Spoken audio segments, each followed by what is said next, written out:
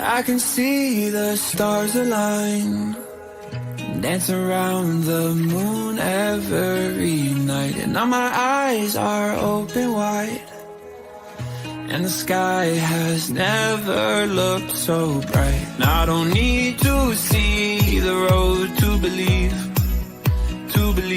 yeah. 'Cause this is where I'm meant to be, I believe. And I feel the magic, magic everywhere. It's all around us, it's in the air. And I see the magic, magic we can share. So much wonder everywhere. And I feel the magic, ooh. Can you imagine, ooh. And I feel the magic, ooh. Can you imagine, ooh. And I feel the magic. It's all around us. And I feel the magic. It's all around us. There's wonder on this winding road in front of me, yeah. 'Cause I'm right where I'm supposed to be, And I feel the magic, magic everywhere. It's all around us, it's in the air. And I see the magic, magic we can share. So much wonder everywhere. And I feel the magic, ooh. Can you imagine, ooh. And I feel the magic, ooh. Can you imagine, ooh. And I feel the magic. It's all around us. And I feel the. Well, it just finishes that abruptly, doesn't it? Good evening, everyone. Hi, Jackie. Yes, it is great dancing music. Makes you feel good, and especially Michelle on a cold, blustery night. Too wild, you say. Well, we had a magical day here. In fact, I got a little bit of sun today, which was really nice because we haven't seen it for a while here in Perth.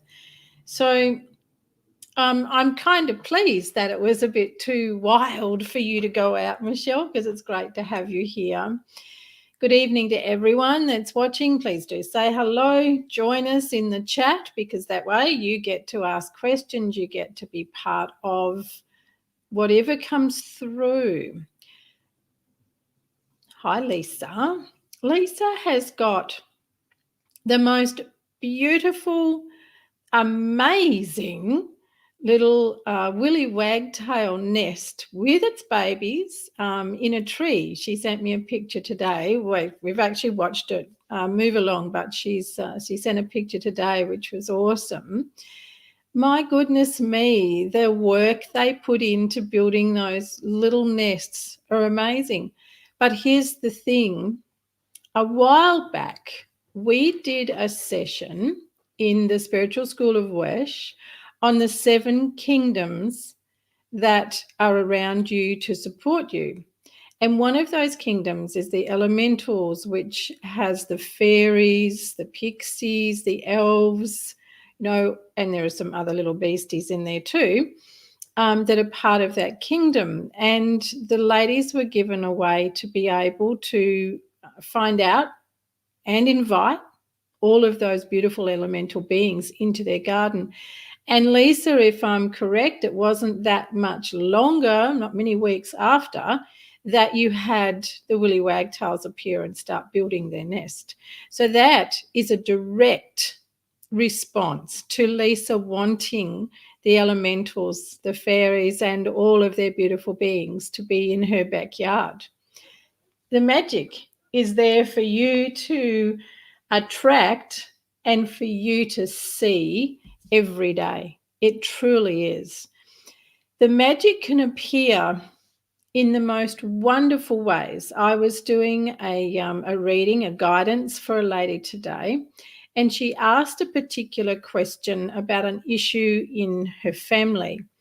And while I was waiting to receive the guidance on that. They dropped the most beautiful feather that she couldn't see, dropped the most beautiful feather in the image of her with the other family members who are involved in this, shall we say, disagreement, in this situation. Hi, Karen Mack. Good evening. And she was overjoyed. I'd also called upon her father to come in and assist, because this really involves what he wanted in his will, and one of the family members has not upheld that. So to see this feather come down as the answer to her was nothing short of beautiful, amazing. So the 7 kingdoms that are around you actually speak to you all the time. And anytime that you send out for some guidance, some support, whether you need your heart held, your mind to be peaceful, you're always, always answered.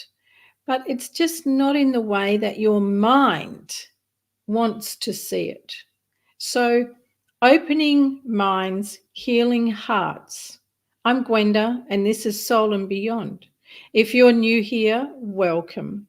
To everyone else, welcome to you here to join me again on another week, another adventure to see where we go this evening.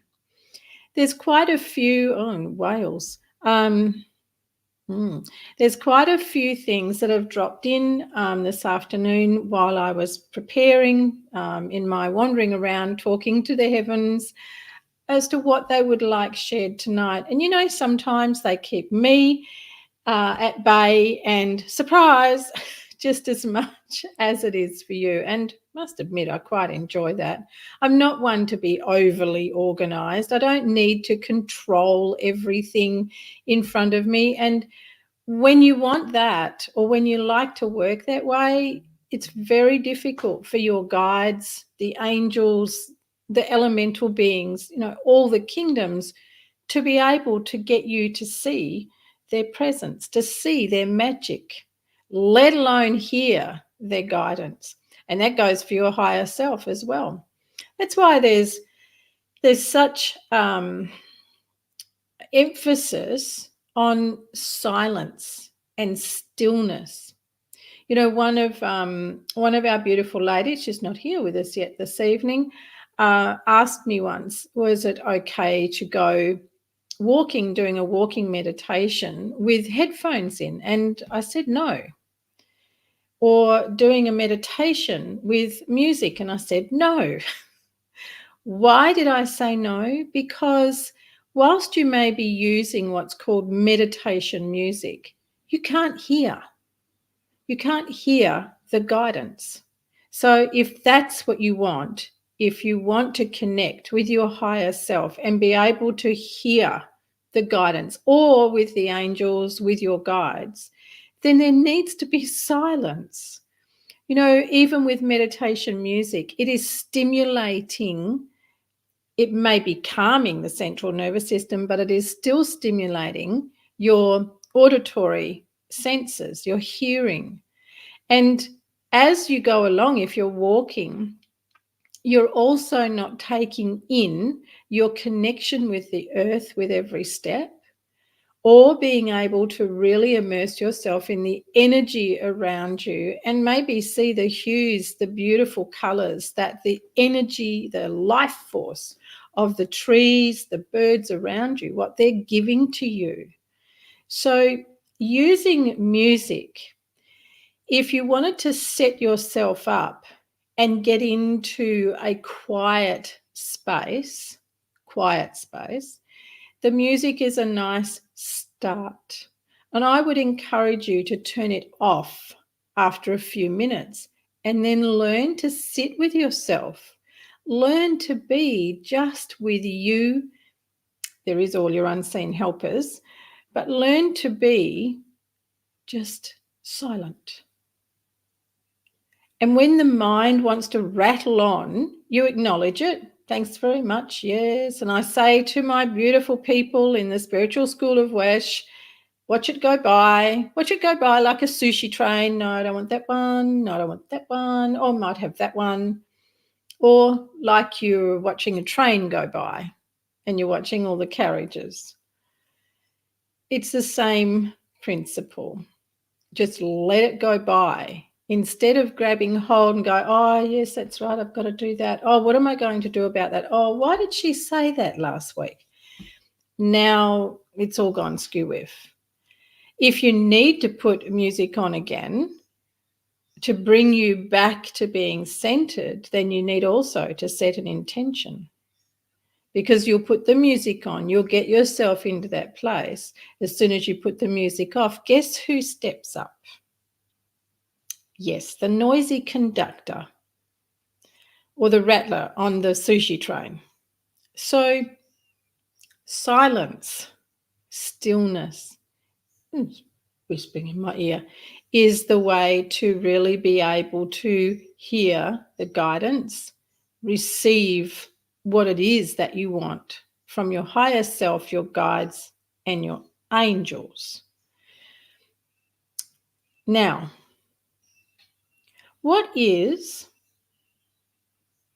you're invited to share what is one thing that you have or you find most challenging in your spiritual growth.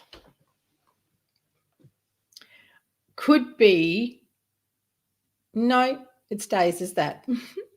What is one thing that you find most challenging in your spiritual growth? Now, if you've got a noisy mind, then that's exactly what it is. That's your hurdle, right? If you've got pain, constant pain problems in your body, that's what it is. If you feel money is a problem to your spiritual evolution, your growth, then that's what you say. Lisa, I'll just share that with everyone. Lisa, that's thanks for the chuckle. Lisa's her own biggest challenge. At least she owns it. At least she knows it. A lot of people even try and avoid that. Can't even be honest enough to say, yeah, it's me. I'm in my own way. And she has this one going too. She's a very noisy mind.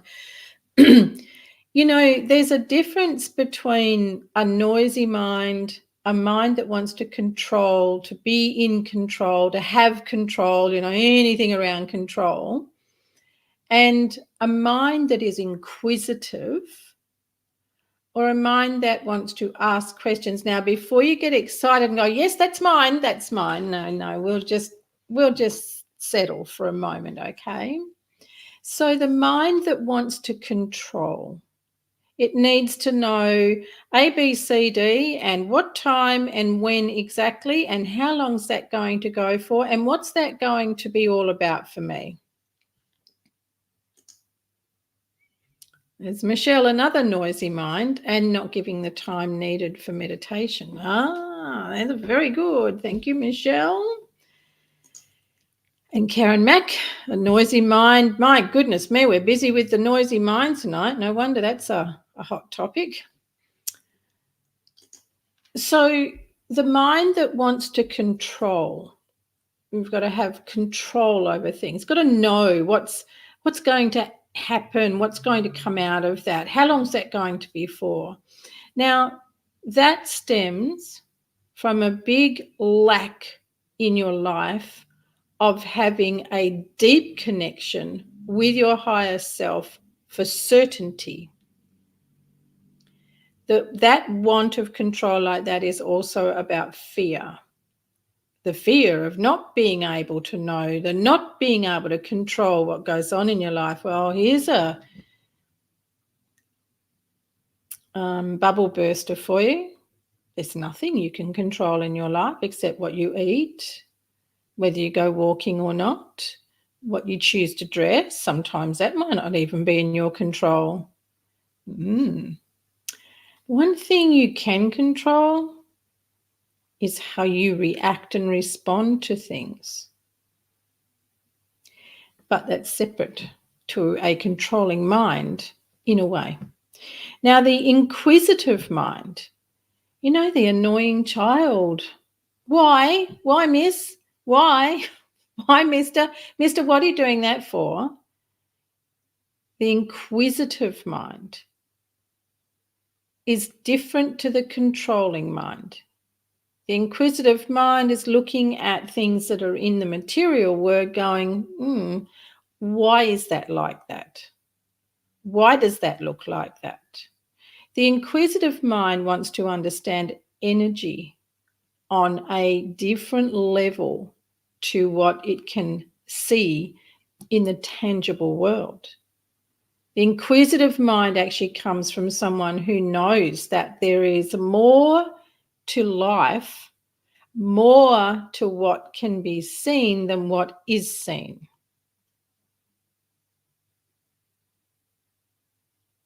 There's the noisy mind. The noisy mind is the one that is relentless. It just fills every moment of the hour, of the minute with junk. Rattles on and rattles on about anything and everything, or likes to go over and analyze and pull everything to bits and then try and put it back together and get nowhere. What is the noisy mind actually looking for? It doesn't know. It's just keeping you well distracted from your higher self and from your guidance. Now, why would that be? And why would you entertain a noisy mind? Well, there's got to be some kind of want of control. There's got to be some kind of fear of the unknown, fear of things not being certain, or just plain run amok, willful mind that's running your life instead of your higher self leading the way. All of these frames of mind are conditioned. How's that sit?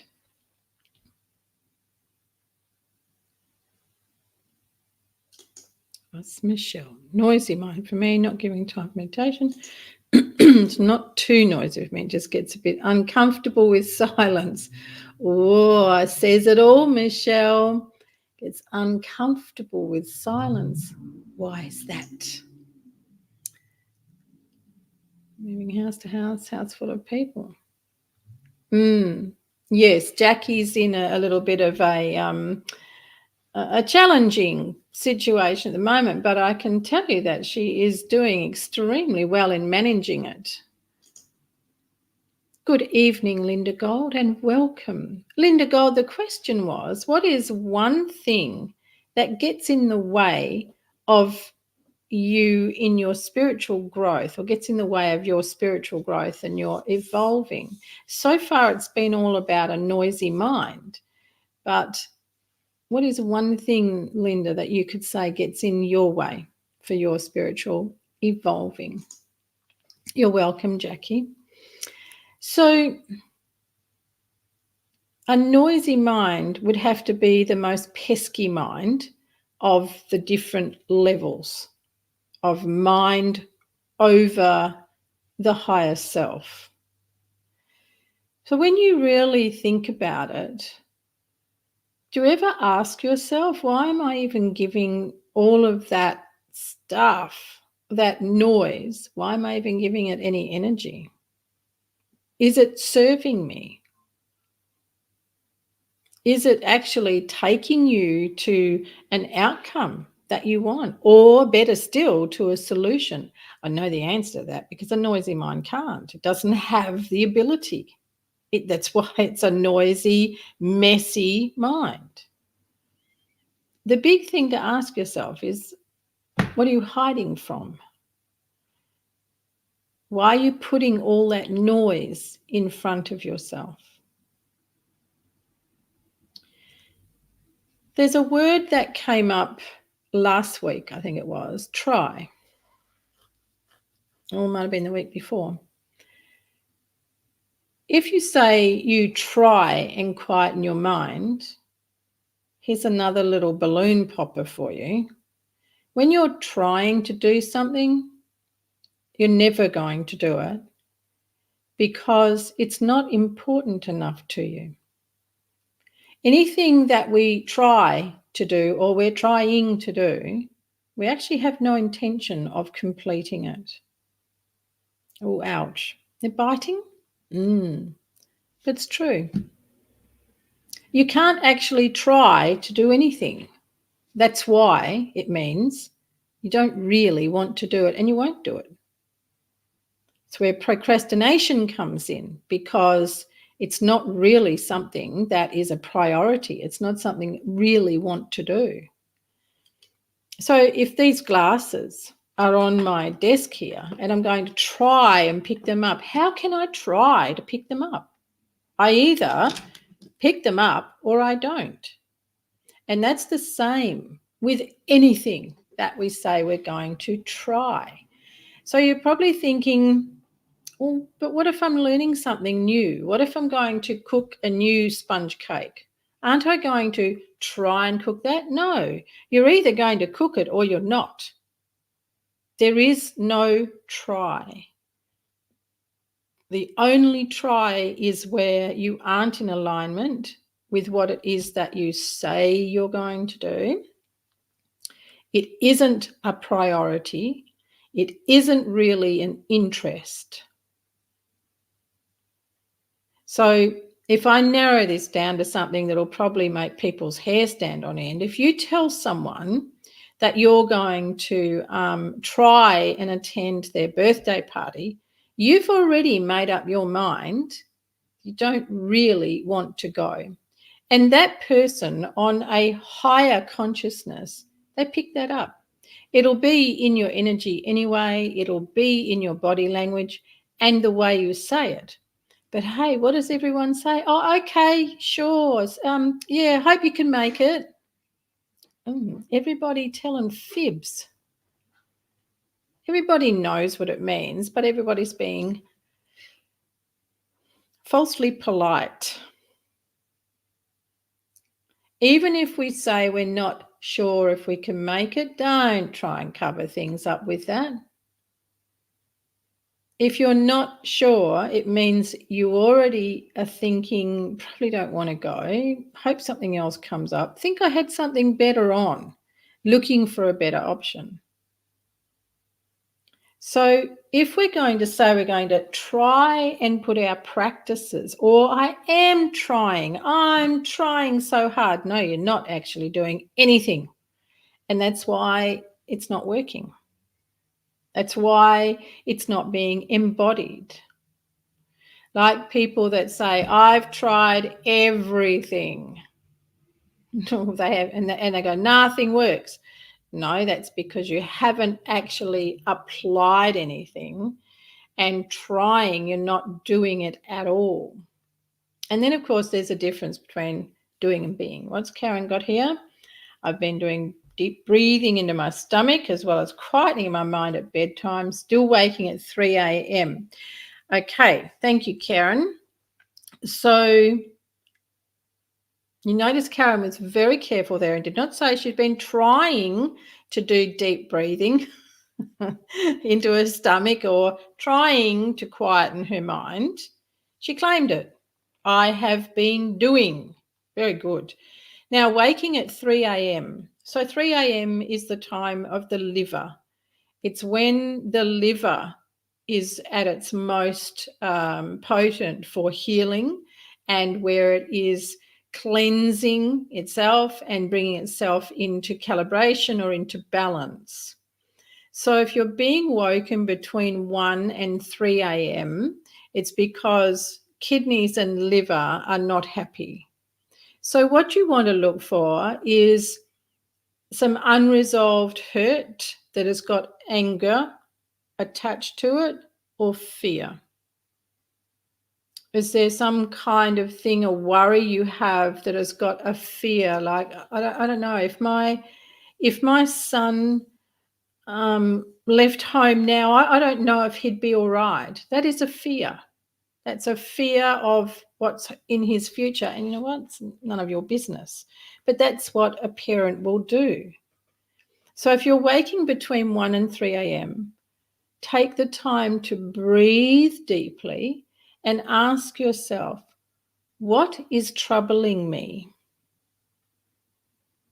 Now, you can call in your higher self for the answer. You don't want to wake the noisy mind. So ask, put your hand on your heart, put your hand on your stomach, and breathe deeply. And as you breathe out, say in your mind, what is it that troubles me? Or what is it that has woken me up? Now, if you wait a few minutes, you will either see an image or you will hear what it is. Sometimes, because we all learn differently, sometimes it will actually appear in front of us like a book. You're always answered, always. And because your body is the messenger of the soul, it will talk to you. You have only but to give it the time and the attention so that it can help you make it well. Oh, yes, Karen. Definitely in need of a bit of liver cleansing there, my girl. And sometimes, Tanya Atkins, good evening. Welcome. Sometimes a body odor can also be to do with the bowel. So you would have to ask yourself, what am I not letting go of? What am I not releasing?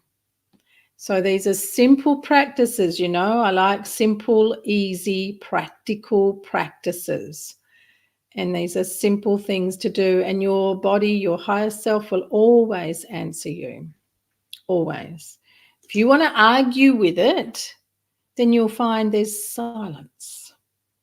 Because now you're arguing with your higher self and you're arguing with, sorry, everyone. You're arguing with your guides as well. So when you have something come through, rather than go, oh, it can't be that. Oh, what's that about?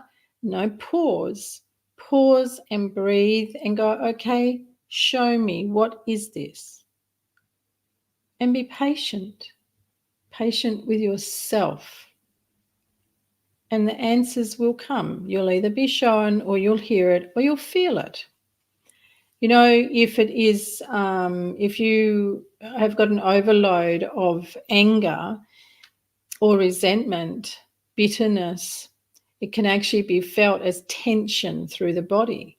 So when you ask the question, if you're not ready to hear that you're angry about something that someone at work did or what your partner didn't do, or you're angry with a child or angry with yourself, if you're not ready to hear that, your body will answer you telling you tension, which means you've then got to ask yourself, what am I tense about?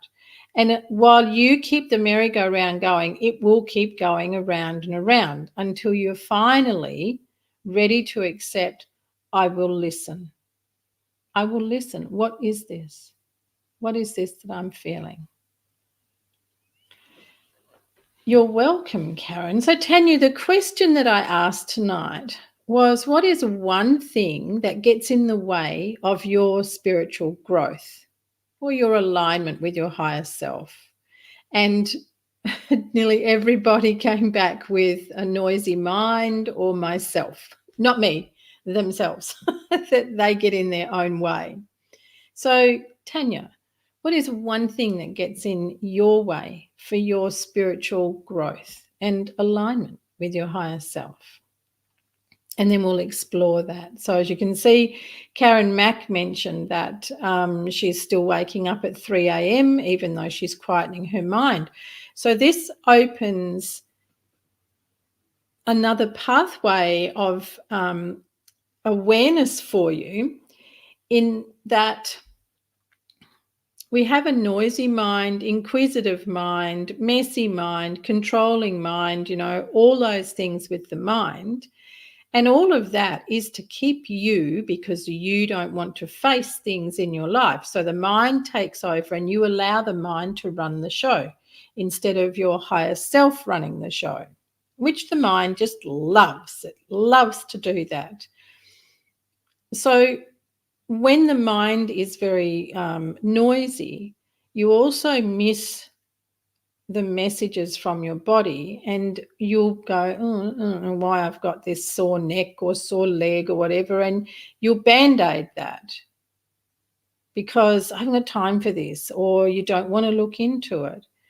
But the pathway of then opening yourself to receive the messages through your body is not only how you can heal, but it's how you can come to understand what kind of things you've got standing in the way of your path in life. I see these are moving, so let me just have a good hard one, Tanya. Kim Jane, good evening. How will we sleep well with a loud TV in the household until midnight? Oh, that's so annoying. Kim Jane, you can ask for a little bit of unseen help.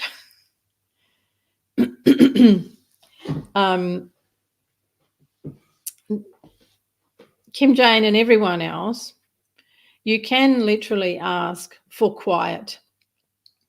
All you have to do is put out there and say, please bring quiet to this home so we all may sleep peacefully.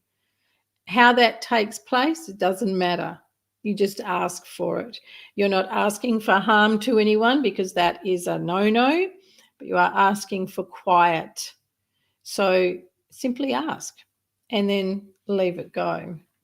I was actually doing a healing with our beautiful Jackie the other day, and of all times, the neighbour decided that it was a perfect time for him to get a shovel and scrape it along the concrete right up against the fence. He might as well have been in the room. And I went, oh my gosh, of all moments, really? And I sent out and said, take him away. Stop that.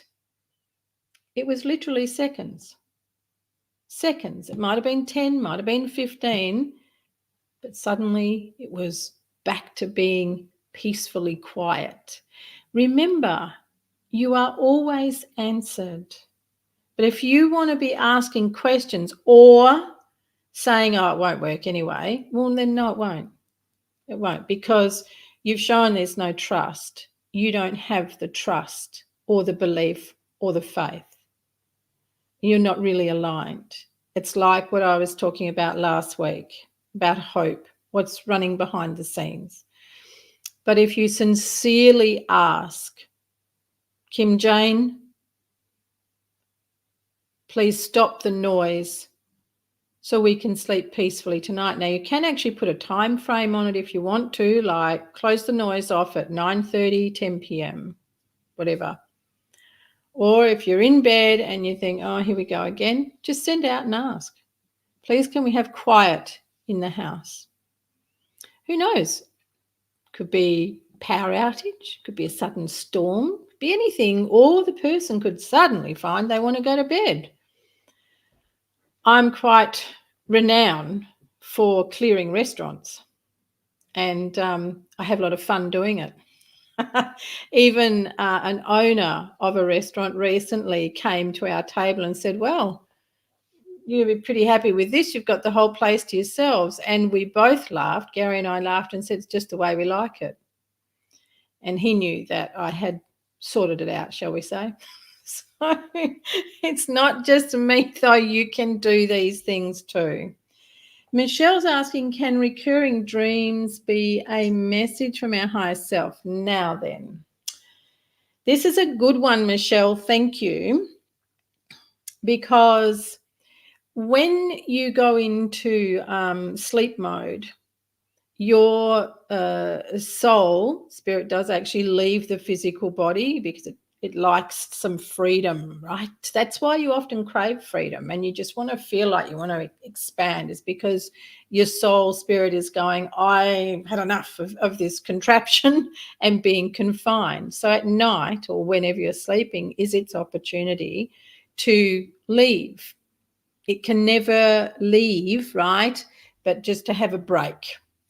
Why can't it leave? Because you haven't finished your time in that vessel. So there is a beautiful silver cord that keeps you attached. Now, when you go out in the nighttime, there's the dream plane. Now, this is my experience, right? And I know how other people portray this as well. So hang in with me. So there's the dream plane. Now, when I reference the dream plane, it is the plane where your loved ones, your pets, your guides will come and take you to be with them. It's a beautiful place. That's what I call the dream plane. Now, the other plane is the astral plane. The astral plane is where we get recurring dreams, monsters, bad stuff, awful stuff, horrible dreams, persistent things. So the astral plane is not somewhere that you want to go, and yet you will find on the internet loads of meditations saying, let me show you how to go to the astral plane. I'm saying to you, please bypass those. Don't go there unless you know how to navigate the astral plane. And I'm pretty sure most people don't. So when you're having recurring dreams, if they are very real, so when you wake up and you think, oh, where am I? And you're like, wow, was that a dream or did I go somewhere? Then that is definitely a message from your guides, from your higher self. You have actually gone to an area of the dream plane where there has been something that they need to show you. If, however, it's a recurring dream that is just awful, it's abstract, it's got no meaning to it, and it becomes disturbing, it's from the astral plane. Ignore it. When you go to bed at night, you can actually command that there be no interference from the astral plane. You can reject, deny, and command that there be no presence of the astral plane during your time of sleep. You say it is denied. All contact from the astral plane is denied and refused. And so it is commanded. Those are the words you want to use. Denied, refused, and so it is commanded. And then you'll find you will sleep very differently. If you want to be with your loved ones, ask. Ask to meet them on the dream plane and be able to sit with them. You can also ask to meet with your guides and the angels. They will take you to a different level of the dream plane. Does that make sense? So dreams that are very real, you can feel the ground, you can feel things around you, you can smell it, it's like you're there, then that is a message from your higher self. Anything that is less than, abstract, messy, no, not. I hope that was helpful, Michelle. Oh, thank you, Jackie. What's Tanya got here? Overthinking. We're all in our mind again. Madison, go on. Imagine at home. Oh, fabulous, Tanya. Where are you off to, sweetheart? Where are you going? Overthinking belongs with that noisy mind. I like the angels been around a lot later. Oh, beautiful, beautiful. Yes, Lisa, you know, yes. And that's what happened that day. Both sides and the other one, and they were poorly behaved children. So it was time to go home. Thank you, Tanya. So G has been having a lot of dreams, include people who've passed for a good couple of years now. So that's them taking him to the dream plane. Yes, Lisa. If that is very specific, he can see them. He knows who he's with, and it's all, I'm going to say calm, peaceful, then it is from the dream plane. Now, Lisa's raised a good thing here, because if you have someone that's gone into spirit, gone to the next realm, and there's unfinished business between you that's not friendly, not loving, that person can actually intrude in your sleep time and be a nuisance, just like they can in the day and become a pesky spirit. So if it is caring, kind, loving, and it's very nice, it's the dream plane. If it is the opposite, they have invaded your sleep space, and it's another thing you can command. That if they want to connect with you, then they connect with you in your waking hours, not disturb you in your dream time. Fiji. Okay, everyone, pack your bags. We're all going with Tanya to Fiji. That'll be lovely. I've just heard a lot about Fiji. It sounds like it's the place I need to go. So come on, everyone, let's pack our bags up and go with Tanya. That's awesome, Tanya. Exactly how it is for him. When you say it's exactly how it is, it's the peace and nice dream, Lisa. Is that what you mean? So you can see that we have many levels to our consciousness, right? Many levels to it. And to be able to really understand what it is that we're experiencing and where we are in that consciousness, you have all of that available to you by becoming aligned to your higher self, aligned with your soul. There's no other way, right? You can read all the books, you can try the practices, you can say you're doing the practices, but until you actually embody and become, then it will be a struggle. And you'll find that it's like a game of snakes and ladders, where you seem to go up and you think, wow, woo, I'm on the way, I'm doing well, and then whoops, back down we go. Because something wasn't quite aligned, you weren't sitting in congruency with your higher self. It is a game of patience. It is a game of perseverance and persistence. Michelle, dreams feel real, but I don't understand the meaning of it. It's about being lost and never reaching. Oh, it's about being lost and never reaching my destination. Ooh, I like that, Lisa.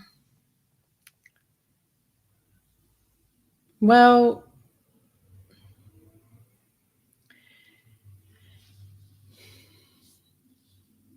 there has to be something in your life, a piece of the puzzle of your life that is not fitting in the picture that you perceive. It's not fitting in smoothly. There's some component in your life that needs you to address it.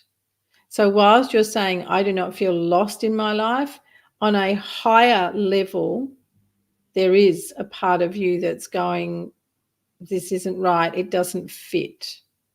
And it's about being lost and never reaching my destination.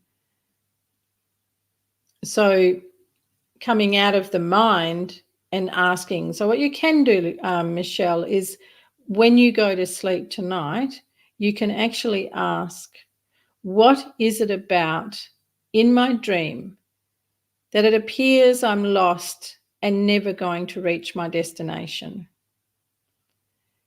If you can 100% place your hand on your heart and say, no, this doesn't fit, then you can try that too and see what happens. What's Tanya got here? Oh, okay. Yes, I know people that have been there recently. None of that nonsense going on. And they're completely carrot juice free. Oh, that's lovely, Lisa. Yes, they're definitely taking him to the dream plane to be with him. That's really nice. How special. You're very welcome, Michelle. So you can see that there are many aspects of you in the physical. There is only one soul essence of you. Now, you might have ever wondered, why do I talk to my higher self like it's out there if it's all in here? Well, not all of you is in here. There is an aspect of your soul that comes into this physical being. And then the spirit being your personality, the persona that is formed for this life, for the lived experiences. So when you're talking to your higher self, you really are reaching up out of you. Now, I know that in the way things have been all convoluted and messed with in the last few years in particular, there's this big drive about, oh, God doesn't sit outside yourself. He's not a big bearded, white-haired man that sits in the clouds, out of you, beyond you, and your higher self. Everything is within you. Well, yes and no. All answers that you want from your body are within you. All answers can be found from your soul. And you can do that by doing some very serious inner work. However,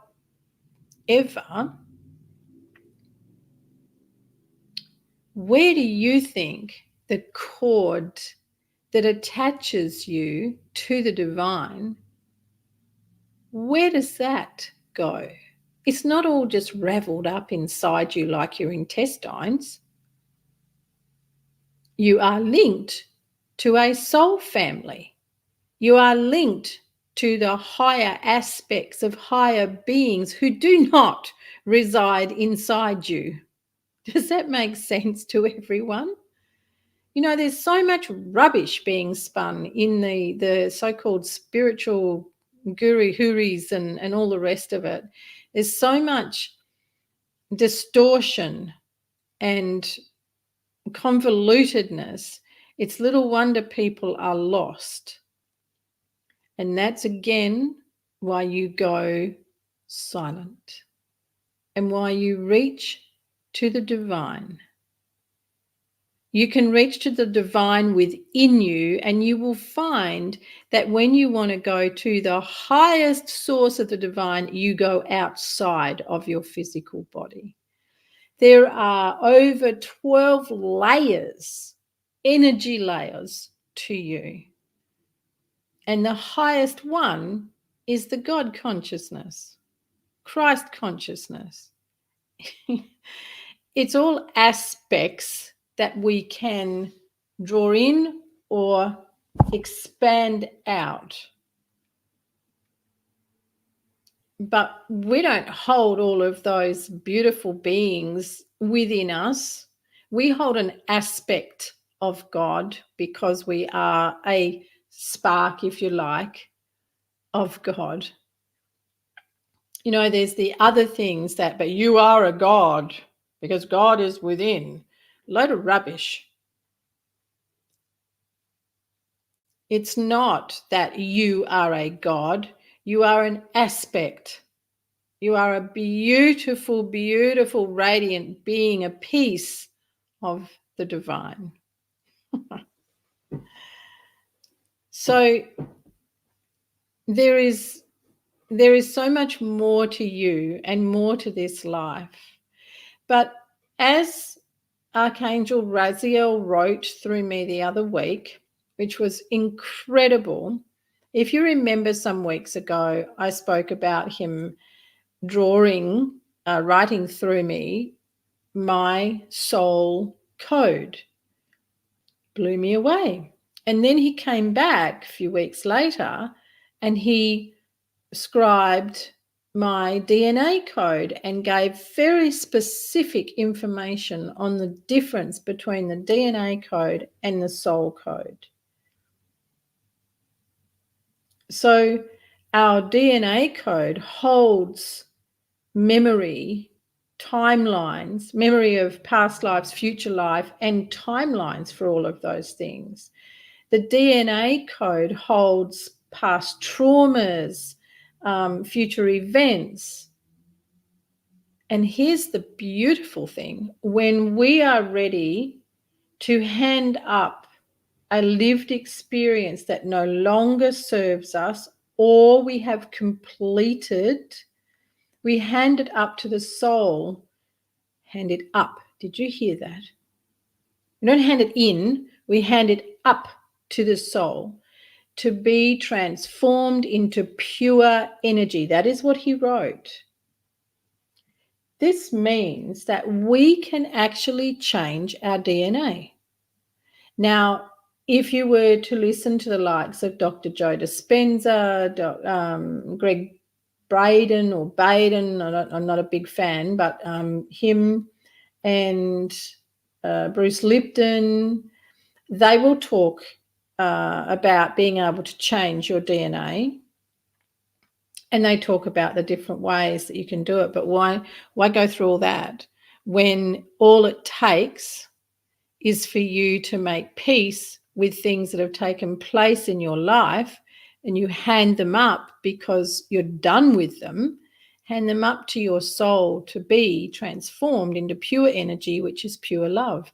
And then they're done, and your DNA changes. How cool is that? Lisa, was this question about the soul family?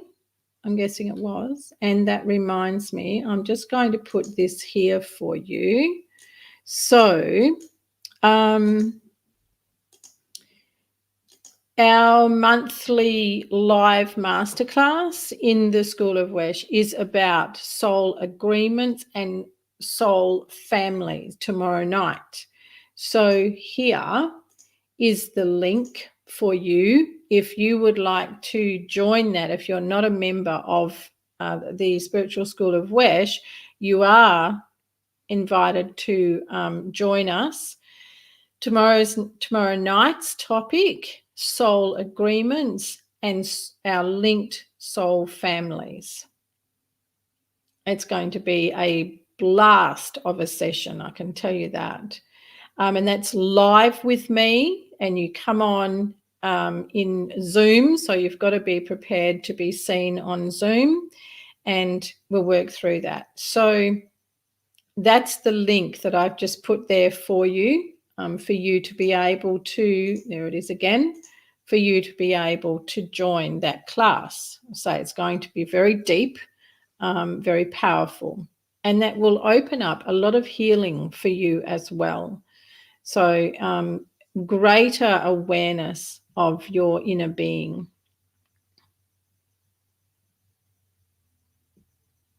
Good, Kim Jane, you're on the right path, darling, on the right path.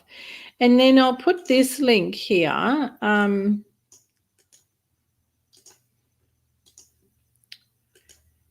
If you are thinking of joining us in the Spiritual School of Wesh, then that link is there for you as well.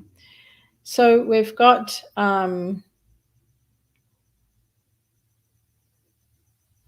I like that, Kim Jane. She says that she's slowing down and creating space for healing. That is beautiful. And you know, that is actually what's needed. Slowing down and creating the space. Remember what I was talking about at the beginning about trying. We don't try. We either be or do. There's no try. If you are trying something and you're not doing it, you're not following the action, then you need to sit down and write with yourself, what is it that is not aligned? What is it about that practice or that way of living, whatever, that is not aligned? Why is it not of value to you? And that's the really important thing. Why is it not of value? It's not a high priority. So it's not one of your current highest values. Highest values was another session that we did. And by the way, girls, we're going to go back and do that one again, because your highest values do actually change. So we're going to go back and do a deep one. I may even do a workshop on that one because it's quite intense. So look at that. Here we are. We've come around full circle. Thank you all very much for being here tonight. I hope there's been some lovely insights for you, and joyous things for you, things to ponder, not to overthink, not to get that busy mind going, but rather let the sushi train just keep going and ask for everything that is of your highest good to stay with you, and everything else that is not of your highest good to be cleared from your mind. You'd be amazed how that feels. I can tell you, it feels like there's so much space when you do that. That is my evening practice. To get rid of that one. Where's it gone? Excuse me a minute. There it is. So when you use that practice that I've talked about before, where you go to sleep and you ask that all that is not of your highest good be cleared from your mind, or you command, I clear my mind of all that is not of my highest good, you'll be amazed. It is so refreshing. It's like there's a lovely big room in there that's got space in it. And there's no clutter. And when things come along in the day that perhaps you might normally have reacted to or had a less than happy response, it doesn't happen. It just doesn't happen. And when you ask for something to come your way, there it is. It comes. So take that on as a new practice. I invite you to take that on as a new practice for yourselves. It did go quick, didn't it? You're very welcome. Much love to you.